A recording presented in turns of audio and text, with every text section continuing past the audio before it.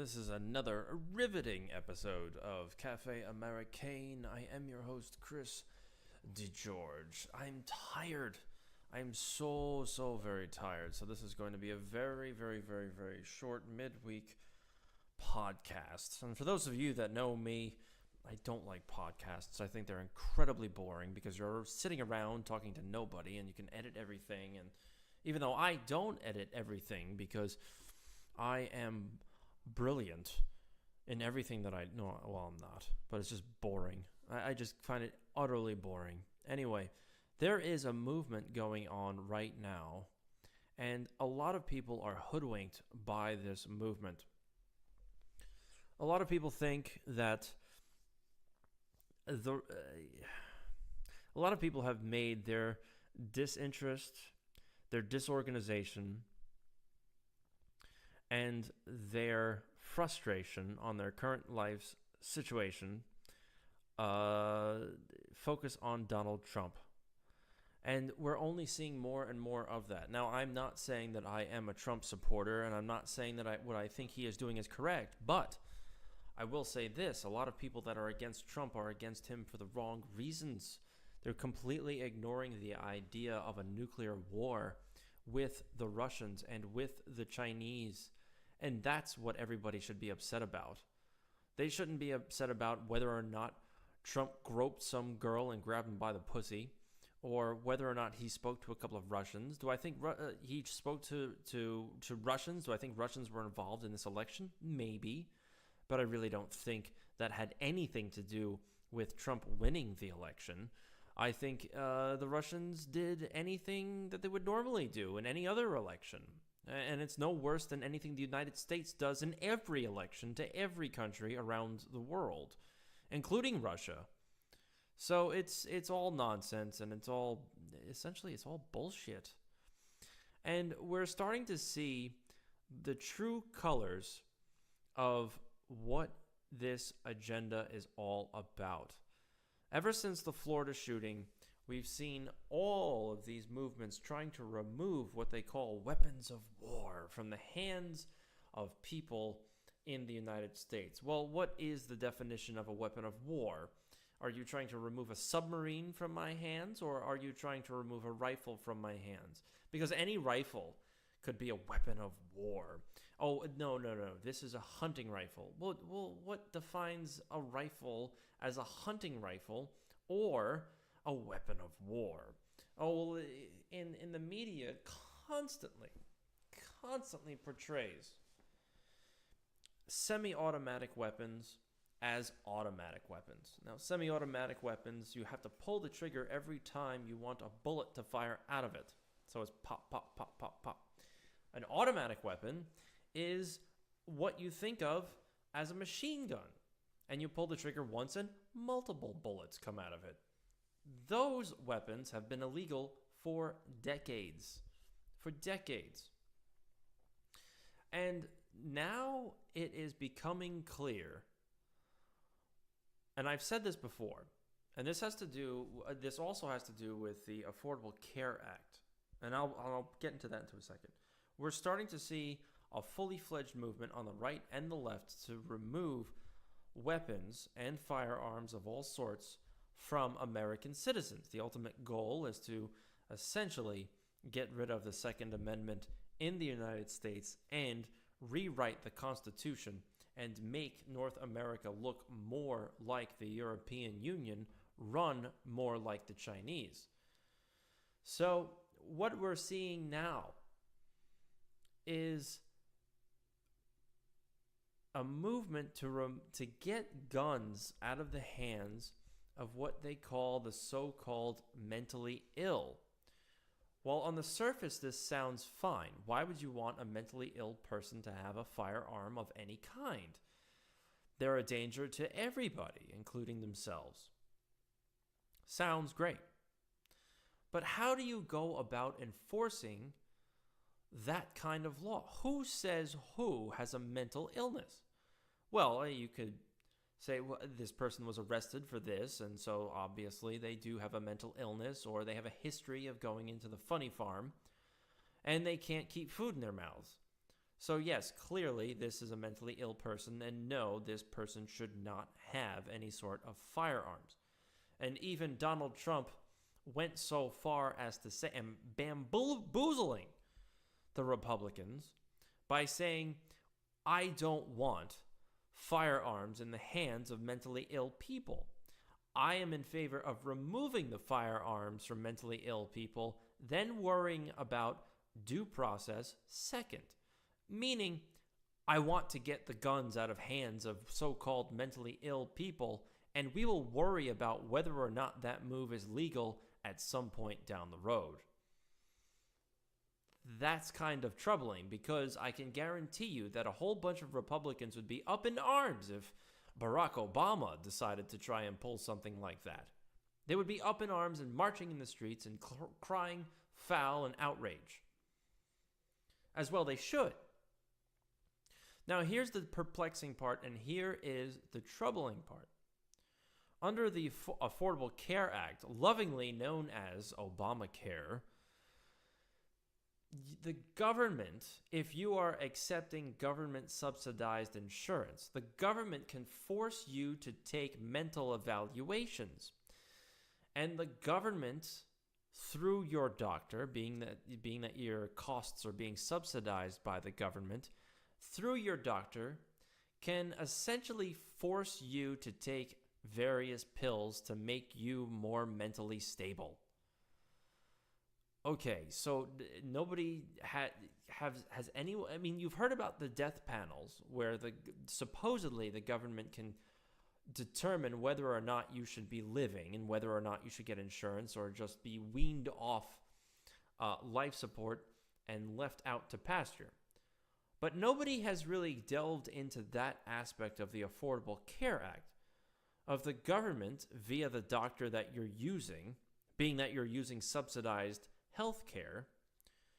What I mean by subsidized health care is that it's not government health care. You're getting health care from a private insurer, a private company, but the government is picking up the tab for you because you don't have enough money to pay for insurance. So through that, the government can force your doctor to put you on antidepressants.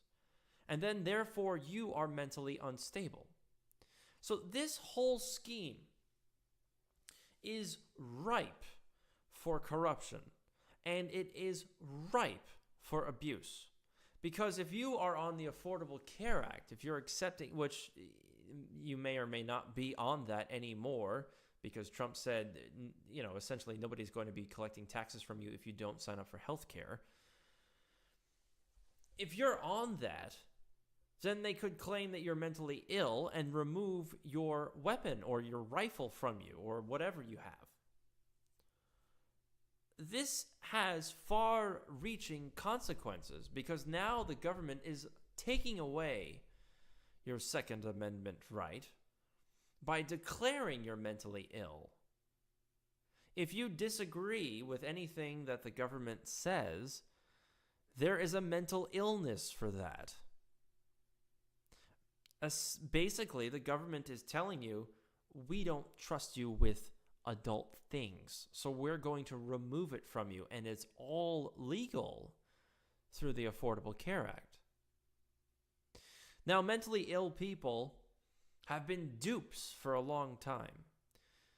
Anytime the FBI says, oh, we've arrested a filthy terrorist, I can guarantee you that it was the FBI that was arranging the whole thing. Does anybody remember the underwear bomber, the shoe bomber, where a bomb was inserted into his shoe, and the underwear bomber where he was supposedly given explosives to tie around his waist and into his underwear? So on and so forth. Essentially, those people are so mentally ill, or they are so low on the IQ scale, or they're on the spectrum, the autism spectrum, that they don't know what they're doing. So agents within the FBI and local law enforcement and whatever else, they arrange for these people to be caught. They'll set up the whole thing. Undercover agents will go in there and say, hey, isn't it a bright idea? Don't you want to blow something up? And these people are like, yeah, sure, why not? And they don't know any better. They don't know that if somebody is walking up to them and offering them explosives, it's probably a setup. So the FBI and Department of Homeland Security sets all of these people up. And whenever they are having a bit of a hard time, one of these people jumps out there and they make this dashing arrest. Even though it was the FBI doing the whole thing. They were orchestrating the whole setup.